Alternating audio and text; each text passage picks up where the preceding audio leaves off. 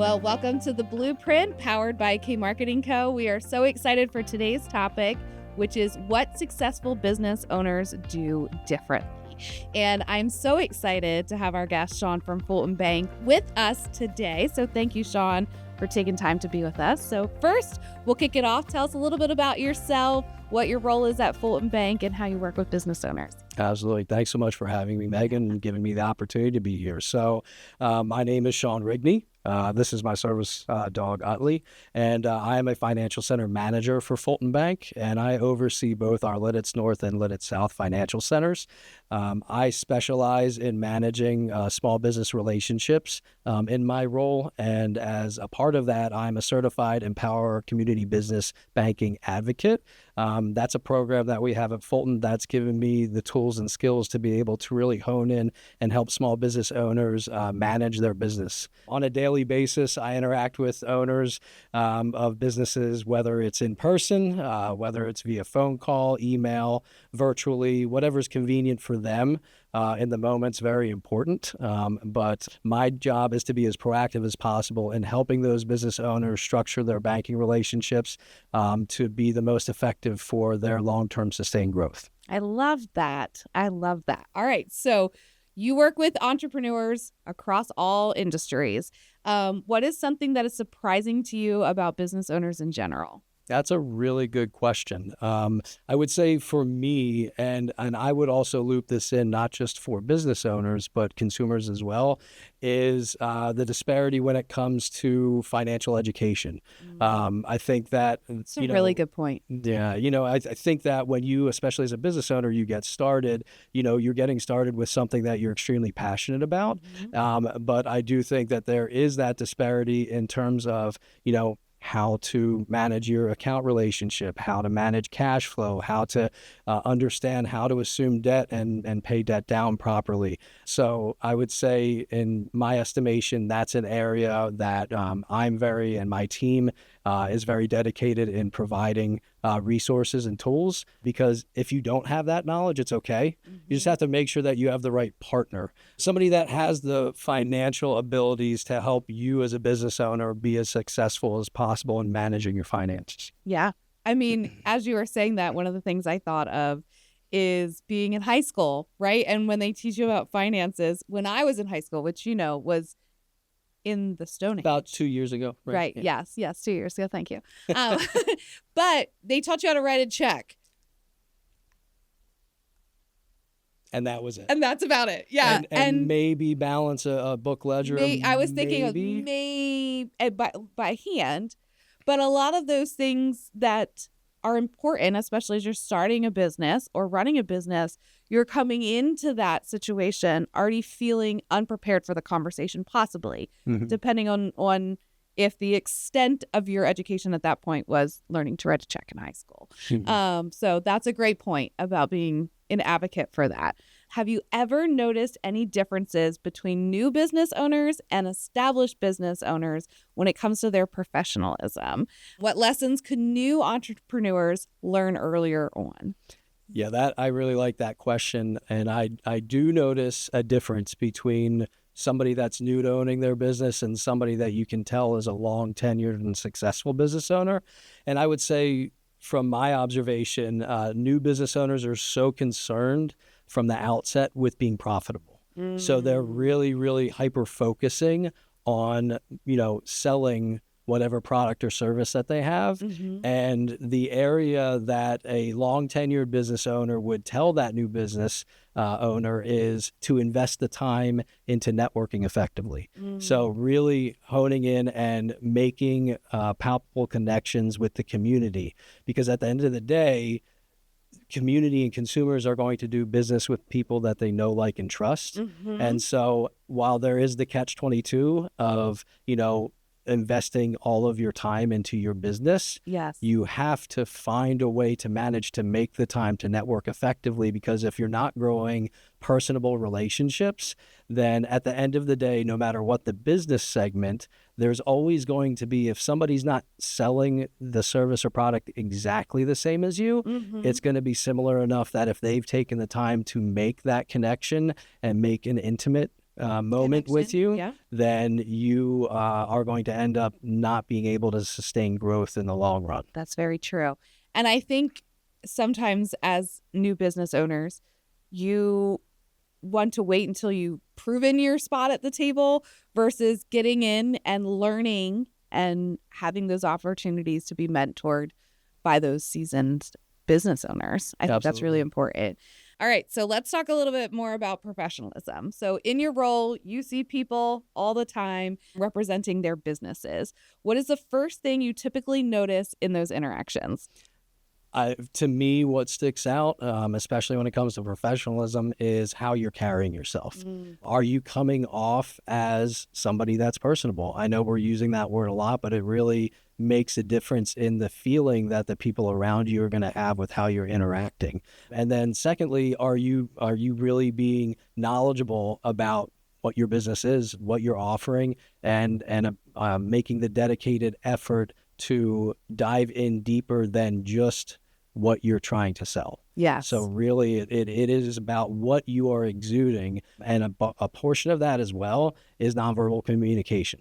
So nonverbal cues make up 80% of how we interact with each other. So newer business owners at times fall a little bit when it comes to that, when they're not really paying attention to how they visually are presenting themselves to the community that they're trying to engage with. Yeah. I mean, I'm thinking about a networking event I was just at, and a new business owner came into a group that I was in and came in, gave her elevator pitch, didn't ask anything about what the other four people in the group did, and then kind of just stood there awkwardly. And I was like, okay, like they because their time they feel is so pressured, and they feel that they need to come away with business versus realizing that it is definitely a crock pot situation. It is not a microwave situation. And knowing that those relationships are so much more important 100%. than grabbing the business card and going home and trying to set up these one-to-one hard sell appointments. That's it's not what the seasoned business owners are looking for. No. Yeah. And that is something that is a big area of focus for myself, and especially when I'm coaching and mentoring my team, is that the best compliment that I can have, or any of my team members can have, is that clients that walk through our doors and walk out of our doors feel the difference, that they are not a unit and they're not a number, but they're a part of our family, and they really view my team as a group of trusted advisors that's a partner with them. Yeah, absolutely. Still talking on professionalism, what are some small details that make a big impact on how professional someone comes across? I like that question a lot. And for me, it really comes down to 2 points. Yeah. Number one, do you come across as warm, friendly, knowledgeable about your business or your work and what you're doing? And number two is, other than proactive, one of my favorite words, which is, are you accountable? So if you tell somebody that you're going to do something, if I tell a client that I have to look up further information and do some research, but I'm going to follow up by 5 p.m. the next day. Yes. Are you following up, even if you don't have the answer? And that makes a really big difference in how somebody views you. Yes. You've heard me use the phrase trusted advisor. To be really viewed as a trusted advisor, you not only have to have credibility and intimacy, but you have to have reliability. Yeah. So if you say you're going to do something and you don't follow through with it, You've doesn't. just lost all of that. 100%. 100%. I love, on that note too, one of the things that I caught from what you said was by 5 p.m. on X date. One of the things I've learned along the way is that I would say, yes, I will get you a quote on that, or I'll look into that. But I didn't put the end time on it.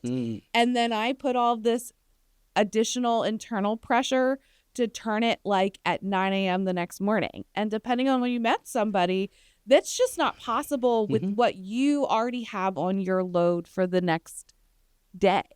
So I love that you said the 5 o'clock, whatever day it is. And I've been even trying to get better at saying, our team will be in touch with you. And if it's not me that might be reaching out, saying who is reaching out versus me giving it to somebody else in the office without the person being aware. And also when we're going to deliver it by, because they might be expecting it at 9 a.m. the next morning.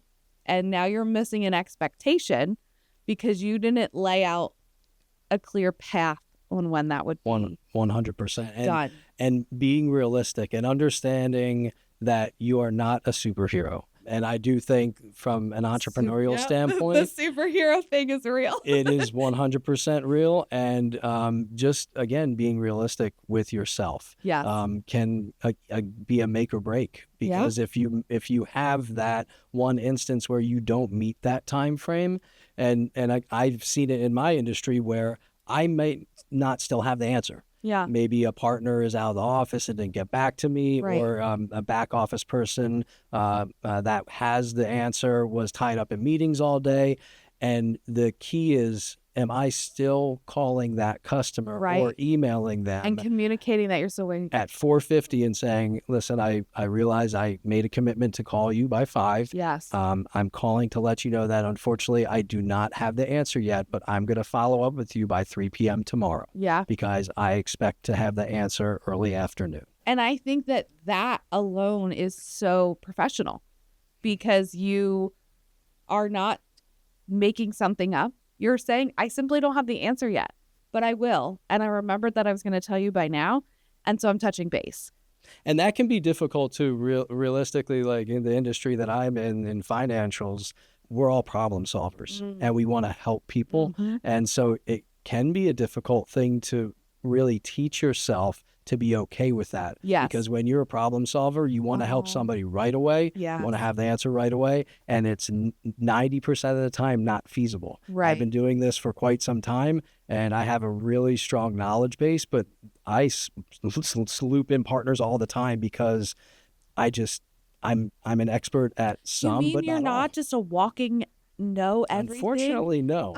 But I know where I can find the answer. That's the key. One of the things that I teach my team all the time is if they don't know the answer, to say that and say, I'm not sure on that, but I'm going to check and get back to you. And then, like you're saying, do that. But that comes across so much better than throwing up an answer that is a political answer that doesn't actually answer the question. That or giving the complete incorrect information because you assumed. I will tell you in banking, anytime that you make an assumption on how something needs to be done or how it can be done, based on rules and regulations, it's probably not the right way. So it has to be, we have to be very mindful of that in banking. Yes. And I feel like it's just the communication piece, and and I know that there are certain times for myself too, that it's hard when you told somebody that you were going to get back to them by a certain date and you just miss it. Like it slips your mind or whatever it is. When those instances happen, to also take responsibility for them in the communication and say, my week became unexpected and I apologize that I did not get back. Like, I received that and I've done it. I did it this morning. I sent somebody an email and I was like, I am so sorry. My week got away from me. They went to page 2 on my unread emails. And I said, I'm really sorry. The week got away from me. I missed this. I'm going to do my best to get it to you as soon as possible. Absolutely. I mean, that's, again, gets back to being accountable. And that, again, nobody's infallible. Right. So, our customers and your customers and any entrepreneur's customers are going to understand that. Right. Especially when you're talking about somebody that's starting their own new business. Yeah. They are stretched and pulled in a lot of different directions, which gets back to why it's so important to come in with an effective plan on how you're going to execute things. But even with the best laid plans, there's going to be days where the day gets away from you. Yeah. And you're not able to meet that. But as long as you take accountability for it, right, clients will give you the benefit of the doubt and they will actually be more appreciative and be way more understanding than if you do just reach out and don't mention anything. Yes, exactly. Talking about that too, I know you coach baseball and I'm very involved with my kids and their extracurricular activities. And giving them the same time and space that we give our clients sometimes means that things get delayed. And being an entrepreneur for, I think, 15 years now, 16, oh my goodness, 16 years, I've learned that my children deserve the same undivided attention that my client does. And by providing that kind of boundary there, and then making sure that I make up what I need to do either later in the evening or at a time that, I'm not doing that. But I try really hard not to be the entrepreneur that is checking their messages on a baseball field. We have a part of our culture is the phrase "be here now." Yeah. And that that goes I like either that. at work, or it goes at home. Yes. And a part of that also I find as a leader is that a part of your role is as a leader and a mentor is to have the confidence built into how you've coached your team to be able to handle things when you're not there. So when I take a week off, and I gave my entire team a shout out. I've taken 2 weeks off this month for the first time all year. And when I came back, everything was operating and running exactly as if I had not stepped away for an hour. So that is how you grow future leaders. Yeah. But a lot of that is difficult when you're an entrepreneur because it's your vision and your mission in your head. Yes. And there's always the concern of, is somebody going to have that same mindset while they're doing things? And so it involves a lot of trust. Yeah. And I love watching our team grow in that. I love, Emma will probably smile at this, but just when I start going, did we do it? And she's like, it's already all done. And I'm like, awesome. Why am I even here? This is fantastic. And I mean that in the most loving way, is that you're building that foundation and you're giving them that opportunity to thrive in their space. And it's a really rewarding feeling for them and for me, so I absolutely. You lead from any role. That's a big part of our culture. I love that. All right. So networking and communication. Oh, we've talked about this some already, but we'll keep talking about it some more. So you've attended a lot of events. Is that true? Maybe a couple. Maybe a few. And a lot of meetings with business owners. What do you think sets apart people who truly are great at networking? So I've learned a lot, especially in the last 3 years since I've been in Linux. Been very, very active when it comes to attending networking events. And when I watch newer businesses or just anybody interacting, what I see is, we get back to that word personable. Are you making the efforts to be here now when you're at that event and actually talking to people? Or are you staying with the same group that you've always had? Right. Are you making the efforts to grow your sphere of influence and make the effort to actually talk to somebody that you've never spoken to before? So I think that for me is the number one thing. When I go to events, it's funny at this point, no matter the industry, I can tell the people that are going to talk to the same people I saw them talking to at the last event. So that is an extremely important thing, is expanding your network base and being comfortable to be talking about things that have nothing to do with your business. Yes. Because people want to know you. Again, people will do business with people they know, like, and trust, and that has nothing to do with products or services whatsoever. So that would be the first thing I would say I notice when I go to networking events. So what I would say takes somebody who's a good networker to the next level is somebody that can not only foster those new connections, but is able to bring those new connections and cross-collaborate with other people that they know and understand how, I know you and I've met you and I like you and I want to introduce you to this other individual who I think could be a really, really great advocate for you. And it might be business-wise, it might just be expanding your sphere of influence. Yeah, I 100% agree with that. And it was interesting when you said you can tell the people that come and just talk to the same people over and over again, and none of them are getting the opportunity then to meet these great new people that are there. I also love when I'm in a group that I don't know a lot of people at that group, is to find who the connector in that group is. and kind of hang with them for a minute until they introduce me to somebody, and you've been that person, and you go and you know them and you're like, there's Sean. Great. And then Sean introduces you to somebody else. And now that we've been out in the circle more and networking, it's great now to also get to be that connector for other people. And I've seen that evolution too, because I think we've been to quite the same amount of events over the course of the summer. I mean, I think there was a 3-week period where we saw each other every week. Every week. Yeah. It was, it's, yep. Yeah. We say, we made the decision as a company, which I love what you said about finding time to do that networking. And at the beginning of the summer, our team really said, okay, if we're going to commit to this, we're going to commit to this, and it's going to be on the schedule, and we're going to do it. And it has been such a rewarding opportunity. And I, can't look back. You're not going that way, but I'm like, why did we wait so long? Like, we're loving being a part of the community. So yeah, I agree with that 100%. In your opinion, what communication skills are absolutely essential for business owners today? That is a really good question. At this point in history, it's, obviously verbal and in person is extremely important, because especially in my line of business, what I find is there are more people that want to be able to see you in person than talk to you over the phone or have a virtual Zoom meeting. But I would say, that how you're presenting yourself, are you being personable? Are you being knowledgeable about the topic that you're discussing with whoever you're discussing it with, is really, really important verbally.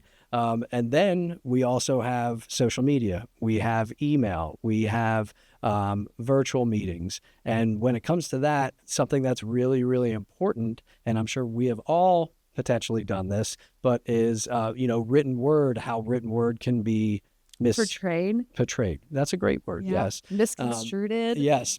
Misconstrued and and in the way that you don't want. So a part of what's really important for an entrepreneur is making sure that when they're communicating, they are really being mindful of the tone of that nonverbal communication in terms of written word. Yes. And then obviously you have social media. It is an invaluable tool for an entrepreneur to be able to expand their scope.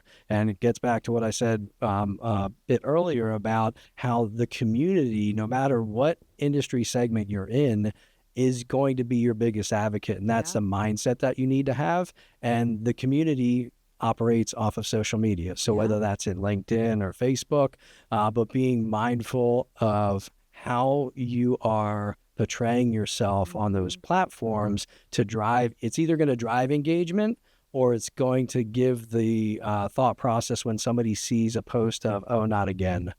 So you're either going to grow your client base or grow your sphere of influence, or you're going to drastically negatively impact it. Yeah. I would love to add on to that. And what you said about LinkedIn, and LinkedIn is like having a comeback. Oh, yeah. It is. I love it. And I've just spoken to intro to communication students at E-Town College last week. And one of the things that I shared with them was the value of being a college student and starting to get on LinkedIn and starting that professional networking community. And to also realize in today's age, no matter if they're going into being an entrepreneur or the workforce, one of the two's coming up, that your online presence is so important. And are you filling the community, or are you dumping on the community? And that will portray how you are perceived by an employer. If you're an entrepreneur, that will be how you are perceived by a potential client. And what is it that you are saying, and is it aligning with what you wanted to be saying? Absolutely. Is it matching? Yes. I'm on 2 nonprofit boards, and that has been a big point over my tenure there on both boards, has been we need an increased presence on LinkedIn.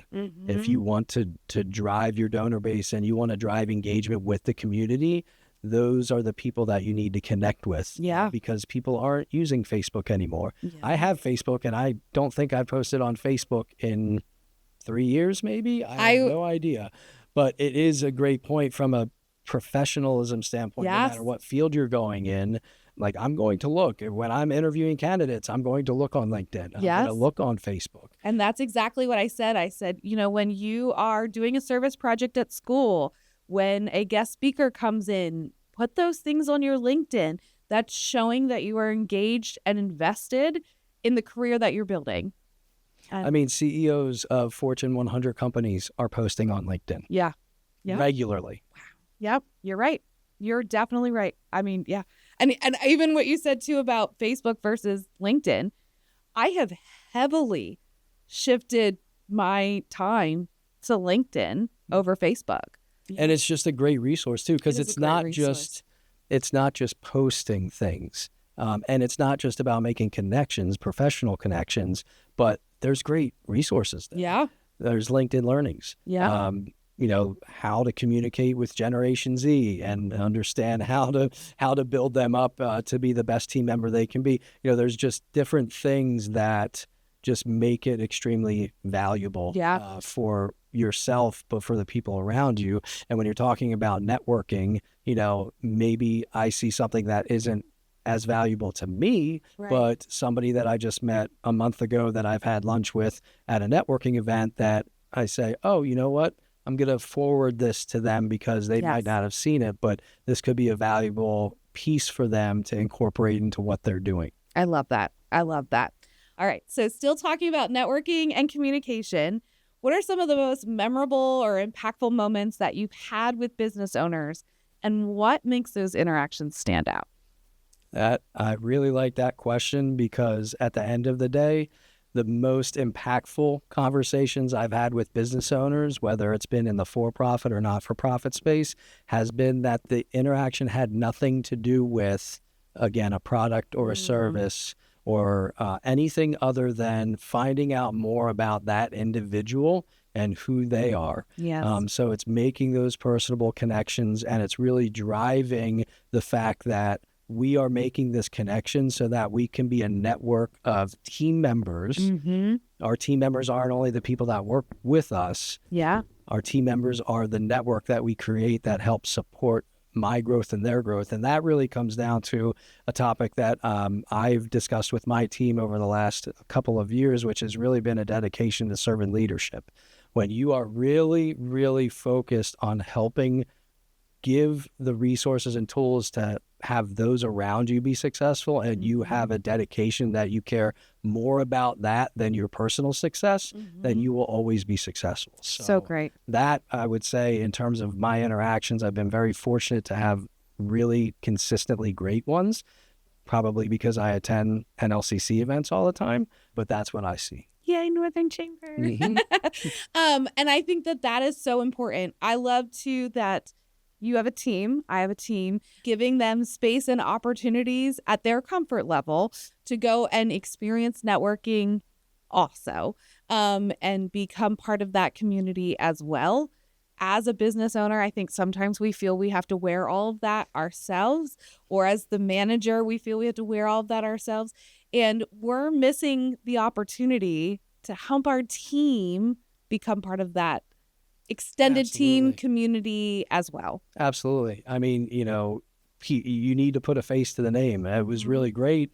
2 weeks ago, there was a nonprofit Northern Lancaster County Chamber event that I was able to take one of my team members to for the first time. And so she was able to sit in with a moderate-sized group of individuals engaged in the nonprofit space and learn for herself educational pieces that she could take with her, while also helping her introduce herself and understand how that networking process works. Because you don't become good at networking from doing it once or doing it twice. It's about making a concerted effort on a consistent basis, because no matter how comfortable you may be in your own skin, everybody has those moments where they walk into an event and you go, oh, okay, I'm just going to go over here and stand. Yeah. Unfortunately, I don't have that luxury because I have Utley, so I'm the topic of conversation pretty much right when You I walk have through a the dog front with you door. everywhere you go. Yeah. So everybody's like, oh, look, Utley's here. Oh,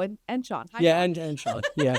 Mm-hmm. I mean, I'm not even gonna lie. When you came in today, I was like, "Hi, Utley," and then I said hi to you second. That was the running joke at one of my Lidditz North offices, that when we would walk through the front door, everybody would say, "Hi, Utley," and then oh yeah, hi, Sean. Oh, hi, Sean. Yeah. Oh, hello to you. Also. And that's okay. That's I okay. completely understand we that. love Utley. That's why on LinkedIn I only post pictures of Utley, because it's Utley. I mean, I love it. I love it. All right. Well, Sean, thank you so much for being my guest today. And in conclusion, what is one piece of advice that you would give to business owners who want to level up their professionalism, their networking, and communication?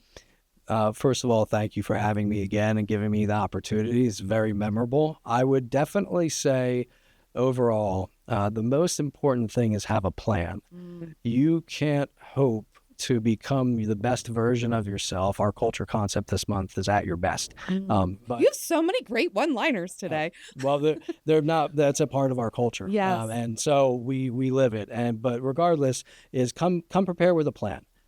Be very detailed. Make sure that you're being here now and you're really driving personable interactions with people, and that you're showing a genuine interest in the community around you. Yeah. Not just people as customers, but people as a community. Yeah. Because that is very palpable and it's very powerful. And people can very easily tell when somebody is not doing things for the right reasons. And they really want to celebrate people who are doing things for the right reasons, Right. for wanting to know who they are. Right. And I would add on to that and say, slow down, breathe, be present. I feel like sometimes you can pick out the new business owner because they're the ones running around like a chicken with their head cut off. And they're missing opportunities because they're thinking about so many other things. So I love that you're saying be present, be memorable, and all of that, and doing that with your team as well. So thank you again, Sean, for being on the Blueprint today. And Utley, you did great. Great job, sir. And we will see you all next Thursday. Bye. See, I told you.